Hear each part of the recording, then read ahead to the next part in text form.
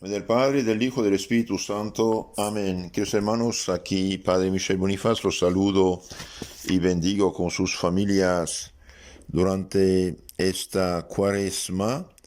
Vamos a meditar mediante Santo Tomás de Aquino sobre la cuaresma. Tengo aquí en mi mano un librito que se llama Meditaciones para la Cuaresma, Semana Santa y Tiempo de Pascua, de Santo Tomás de Aquino. Fray Mesart, un padre dominico, dice: todo este libro, tanto en los conceptos como en las mismas palabras, es en verdad obra de Santo Tomás de Aquino. Solamente dice: yo he buscado en su maravillosa obra los temas y los puse en orden según el tiempo de la cuaresma. Aquí sin duda solo las ideas se presentan al espíritu, no son meditaciones acabadas, sino son ideas sacadas de la grande obra del doctor común de la Iglesia Católica, Santo Tomás de Aquino. Son las ideas, se presentan al espíritu, ideas breves, en estilo elevado, claras, firmes, pero cuán llenas y fecundas, cuán saturadas de piedad y de verdadero amor de Dios. Entonces, en nombre del Señor, empezamos esta explicación, más bien lectura hecha con unas explicaciones nada más. Miércoles de ceniza, primera charla. Miércoles de ceniza, la muerte. Por un hombre entró el pecado en este mundo, y por el pecado la muerte, dice San Pablo, Romanos 5:12. La muerte, que sus hermanos, vino al mundo por el pecado de Adán. Santo Tomás, en su Summa Teológica, segunda parte, la segunda cuestión 164, artículo 1, dice: si alguno por su culpa es privado de algún beneficio que se le ha dado, la carencia de aquel beneficio es la pena de aquella culpa.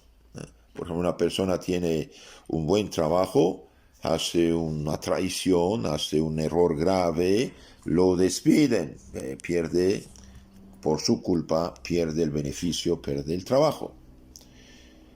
Al hombre en su primer estado, cuando Dios creó el hombre en el paraíso terrenal, le fue concedido al hombre por Dios este beneficio, que mientras su espíritu estuviera sometido a Dios, se sometiesen las fuerzas inferiores del alma a la mente racional y el cuerpo al alma.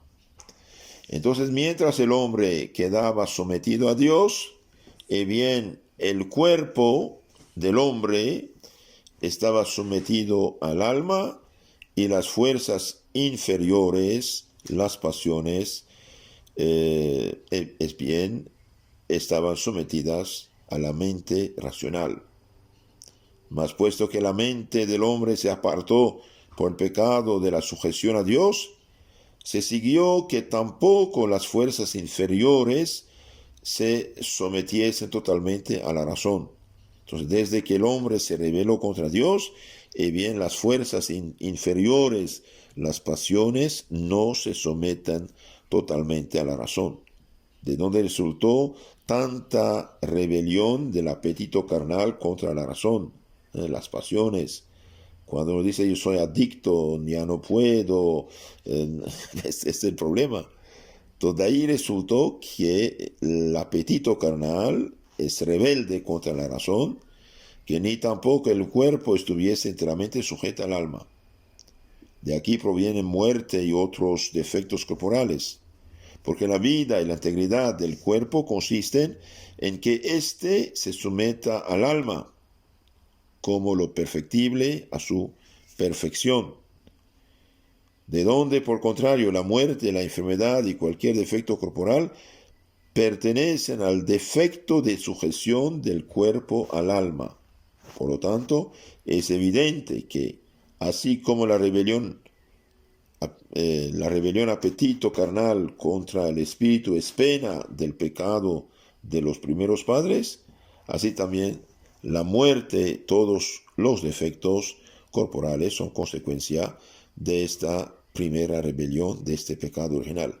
Entonces, en resumen, aquí Santo Tomás dice, Dios nos ha creado en un estado de perfección, pero dejándonos un don extraordinario que es la libertad. Debido a que el hombre, con su inteligencia, con su voluntad, con su razón, se separó de Dios, bien, el cuerpo, la parte inferior del hombre ya no está sometida a la parte superior. De ahí vienen las tentaciones, la inclinación al mal, incluso la muerte y los defectos. El alma racional, dice Santo Tomás, es de sí inmortal. Por eso la muerte no es natural al hombre por parte de su alma, sino al cuerpo que está compuesto de elementos contrarios, de donde resulta necesariamente la corruptibilidad. Y en cuanto a esto, la muerte es natural al hombre. Entonces, en cuanto al alma, el alma es inmortal. En cuanto al cuerpo, que es materia, que es polvo, sí es natural que muera.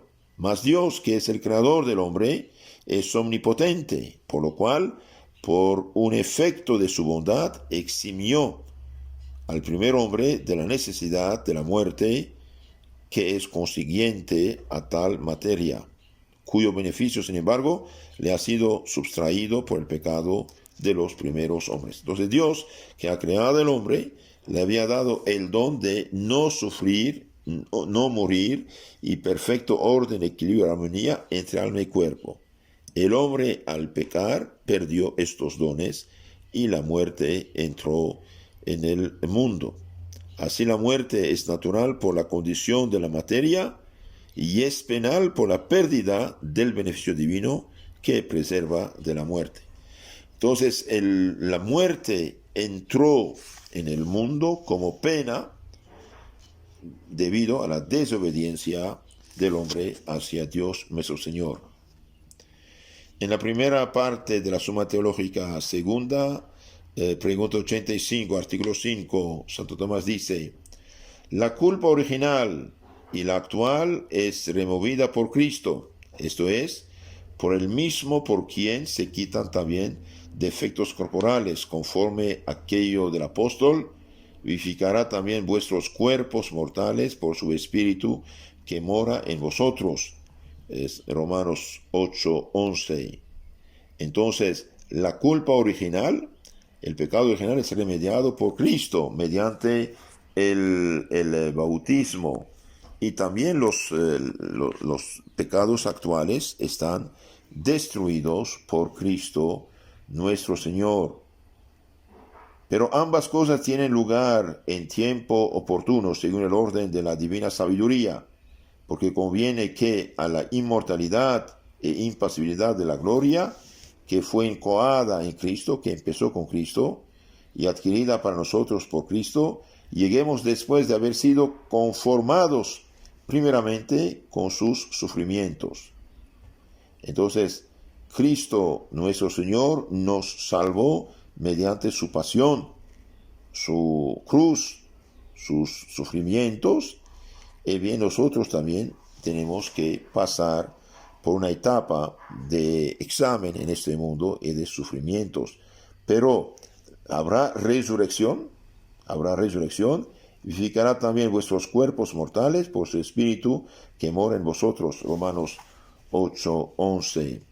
Por consiguiente, es necesario que su pasibilidad permanezca temporalmente en nosotros para que merezcamos la impasibilidad de la gloria de una manera conforme a Cristo. Con otras palabras, Cristo sufrió, murió, resucitó, y bien nosotros también sufrimos y vamos a resucitar Dios mediante en la resurrección final. Entonces, en resumen de este primer día de la Cuaresma, miércoles de ceniza, nos habló Santo Tomás de la muerte. Por un hombre entró el pecado en este mundo y por pecado la muerte. La muerte, ¿qué es? Es separación del cuerpo y del alma. La muerte entró en el mundo, los sufrimientos, penas, dolores, como consecuencia y castigo del pecado original. Y bien, el alma en sí es inmortal, no muere. El cuerpo en sí, por naturaleza, es mortal, pero Dios le había dado un don que se llama la inmortalidad si hubiera quedado fiel a Dios. Debido a que el hombre falló, la muerte entró en el mundo, pero habrá resurrección. Cuando una persona muere, ¿qué pasa en lo concreto? Su alma se separa de su cuerpo, va al juicio de Dios. Si está en gracia, en santidad, se salva. Si está en pecado mortal, cae al infierno. Y los que se salvan o van derecho al cielo, penitentes, inocentes, los demás pasamos por el purgatorio, conforme al libro de los, segundo libro de los Macabeos 12:42. Y después subimos al cielo.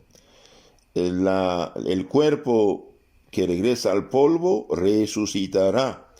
Al final del mundo, los que se salvan tendrán cuerpos gloriosos, brillantes, hermosísimos y santos. Van a poblar el cielo como pueblo, hijos de Dios, príncipes, princesas.